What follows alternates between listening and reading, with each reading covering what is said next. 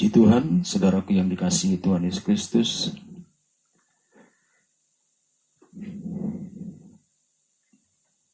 Kita dipertemukan kembali dalam program SRK, Siraman Rohani Kristen. Hari ini tentunya itu semua oleh karena anugerah dan kebaikan Tuhan di dalam setiap kehidupan kita pribadi lepas pribadi. Dan terima kasih buat saudaraku yang terus mendukung program ini. Biarlah kiranya lewat program ini kehidupan Bapak Ibu saudaraku diberkati oleh Tuhan. Dan bagi Bapak Ibu saudaraku yang dikasihi Tuhan Yesus Kristus yang diberkati lewat program ini, mari dukung program ini saudaraku dengan cara membagi program ini kepada saudara-saudara kita. Mari kita saling membagi di dalam kehidupan kita. Baik, saudaraku yang dikasihi Tuhan Yesus Kristus, sebelum kita mendengarkan kebenaran firman Tuhan, mari kita sama-sama berdoa. Bapa, kami bersyukur Tuhan untuk hari ini Tuhan kembali mempertemukan kami dalam program SRK Siraman Rohani Kristen. Setelah sepanjang hari Tuhan, Kau boleh melawat kehidupan kami Bapa di dalam surga, memelihara bahkan juga memberkati kehidupan kami Tuhan, dari hari-hari yang sudah kami lalui, yang sudah kami lewati Tuhan. Semuanya itu kami boleh lakukan oleh karena kebaikan dan kemurahan Tuhan di dalam kehidupan kami. Kalau kami hanya mengandalkan kekuatan kami Tuhan, mengandalkan kemampuan kami, maka kami tidak mampu berbuat apa-apa Tuhan. Tetapi oleh karena Tuhan yang memampukan kami, sehingga kami Tuhan mampu menjalani hari-hari kehidupan kami Tuhan. Dan biarlah kiranya Tuhan Engkau yang terus memberkati setiap umat-umat-Mu Tuhan yang mendengarkan program ini Bapa di dalam surga. Kau berkati kehidupan mereka, Engkau berkati keluarga, bahkan juga pekerjaan mereka Bapa. Terpujilah Engkau Tuhan kami Yesus Kristus. Sebentar Tuhan kami mau mendengarkan kebenaran firman-Mu Tuhan. Kami percaya firman-Mu adalah firman yang hidup Tuhan. Firman-Mu yang sanggup mengubah setiap hati kami Bapa di dalam surga. Firman-Mu yang sanggup Tuhan memberkati setiap kehidupan kami. Firman-Mu Tuhan yang menjadi suluh, yang menjadi terang di dalam perjalanan hidup kami di tengah-tengah dunia yang penuh dengan persoalan, yang penuh dengan kegelapan ini Tuhan. Tetapi ketika kami memiliki firman, maka firman-Mu itulah yang menjadi jawaban. Firman Tuhan, jawaban atas setiap pergumulan hidup kami Tuhan. Itu sebabnya Bapa di dalam surga, biarlah Engkau berkati pemberitaan firman-Mu saat ini Bapa di dalam surga. Hanya di dalam nama Tuhan Yesus Kristus kami sudah berdoa dan mengucap syukur. Haleluya. Amin.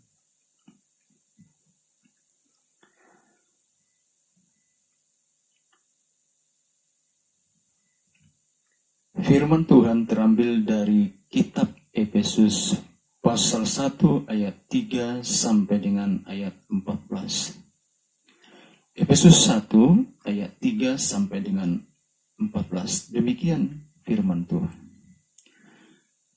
Dengan perikop kekayaan orang-orang yang terpilih. Terpujilah Allah dan Bapa Tuhan kita Yesus Kristus, yang dalam Kristus telah mengaruniakan kepada kita segala berkat rohani di dalam surga. Sebab di dalam Dialah Allah telah memilih kita sebelum dunia dijadikan, supaya kita kudus dan tak bercacat di hadapannya. Dalam kasih ia telah menentukan kita dari semula oleh Yesus Kristus untuk menjadi anak-anaknya, sesuai dengan kerelaan kehendak-Nya, supaya terpujilah kasih karunia-Nya yang mulia, yang dikaruniakannya kepada kita di dalam Dia yang dikasihinya. Sebab di dalam Dia dan oleh darah-Nya kita beroleh penebusan, yaitu pengampun dosa, menurut kekayaan kasih karunia-Nya, yang dilimpahkannya kepada kita dalam segala hikmat dan pengertian. Sebab Ia telah menyatakan rahasia kehendak-Nya kepada kita, sesuai dengan rencana kerelaannya, yaitu rencana kerelaan yang dari semula telah ditetapkannya di dalam Kristus, sebagai persiapan kegenapan waktu untuk mempersatukan di dalam Kristus sebagai kepala segala sesuatu, baik yang di surga maupun yang di bumi. Aku katakan di dalam Kristus, karena di dalam Dialah kami mendapat bagian yang dijanjikan. Kami yang dari semula ditentukan untuk menerima bagian itu, sesuai dengan maksud Allah, yang di dalam segala sesuatu bekerja menurut keputusan kehendak-Nya, supaya kami yang sebelumnya telah menaruh harapan pada Kristus, boleh menjadi puji-pujian bagi kemuliaan-Nya. Di dalam Dia, kamu juga, karena kamu telah mendengar firman kebenaran, yaitu Injil keselamatanmu, di dalam Dia kamu juga, ketika kamu percaya, dimeteraikan dengan Roh Kudus yang dijanjikannya itu. Dan Roh Kudus itu adalah jaminan bagian kita sampai kita memperoleh seluruhnya, yaitu penebusan yang menjadikan kita milik Allah untuk memuji kemuliaan-Nya.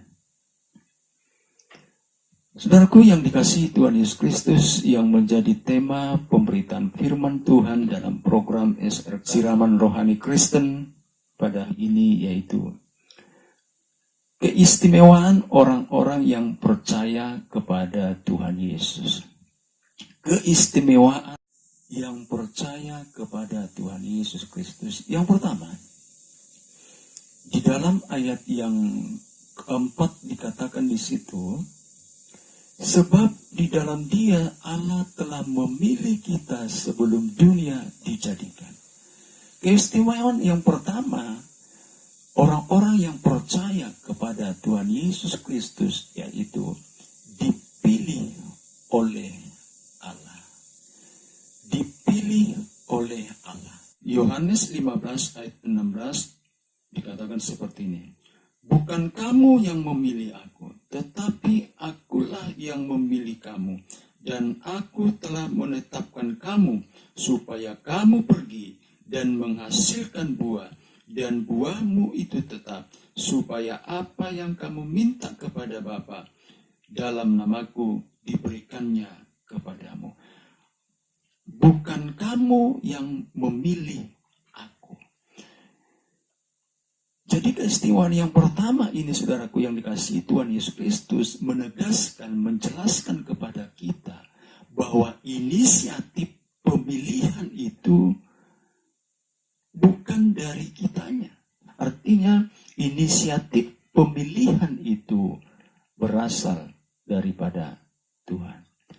Saudaraku yang dikasihi Tuhan Yesus Kristus, ada satu perusahaan yang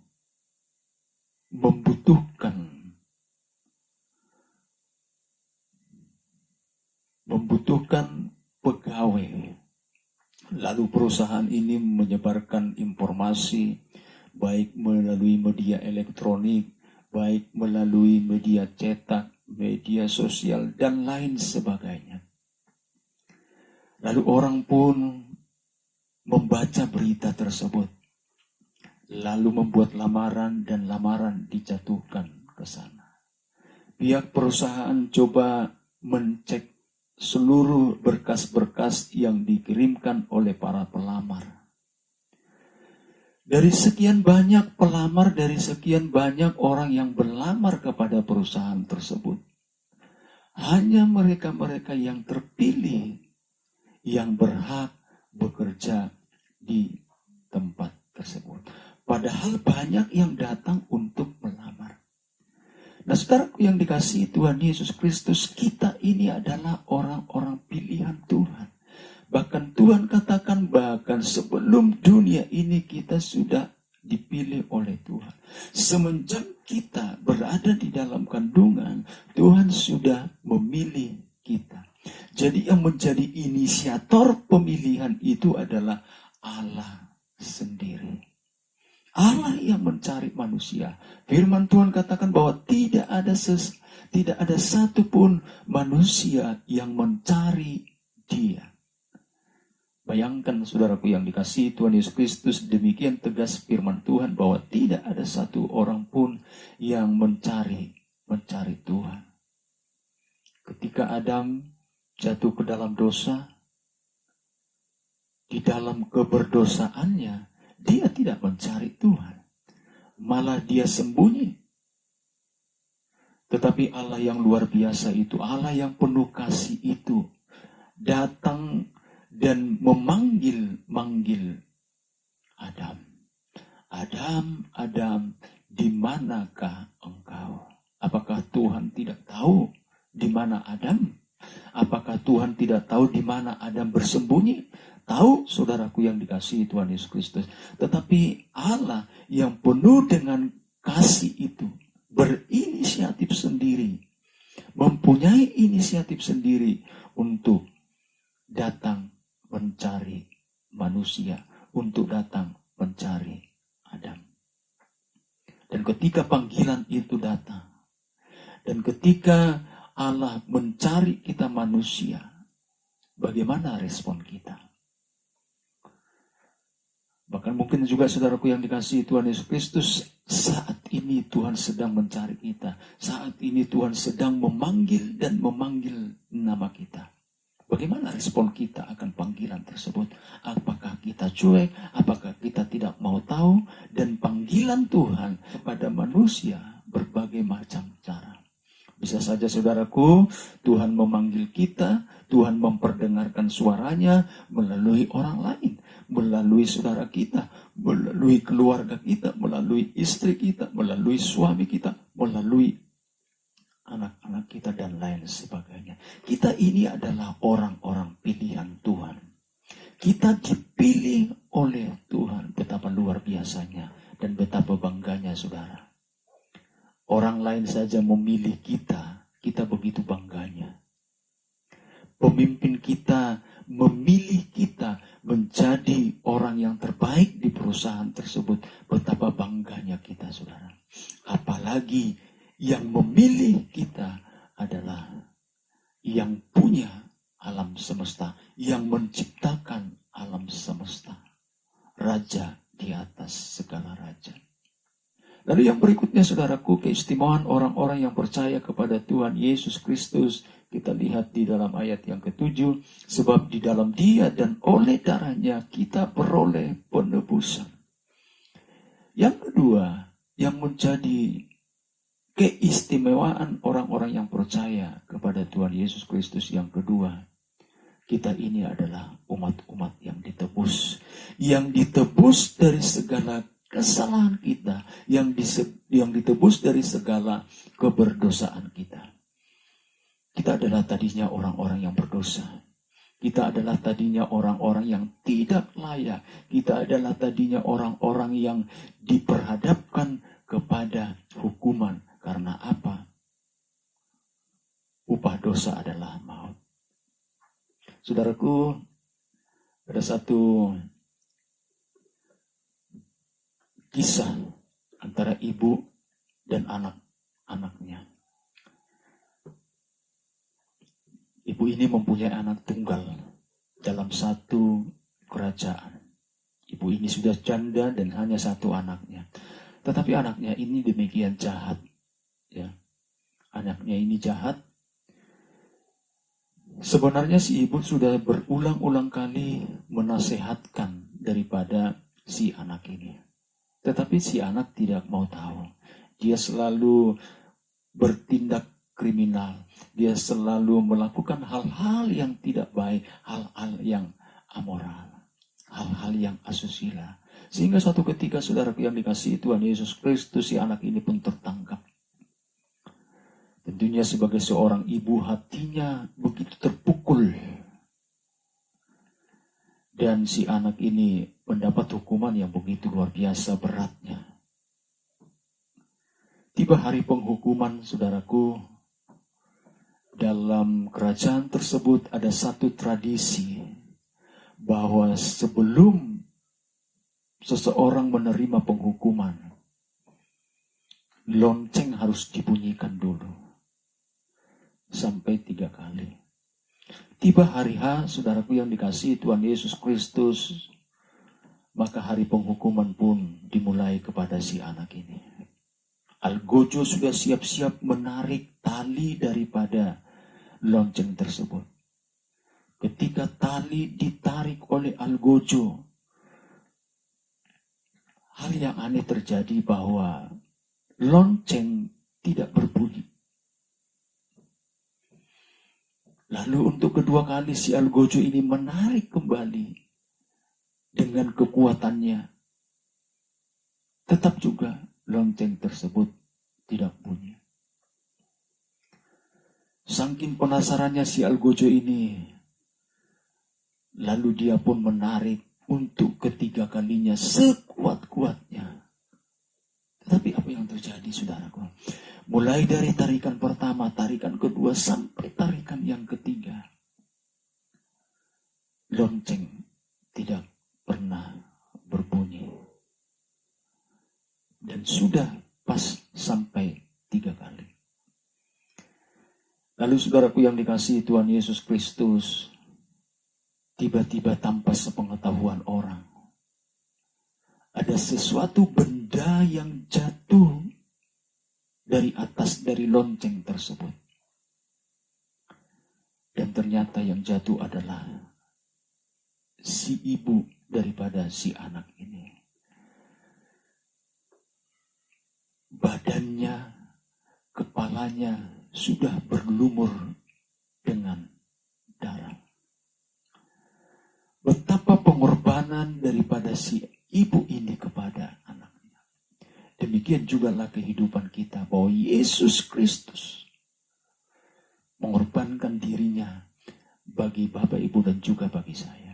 Itu sebabnya 1 Petrus 1 ayat 18 sampai 19 dikatakan seperti ini.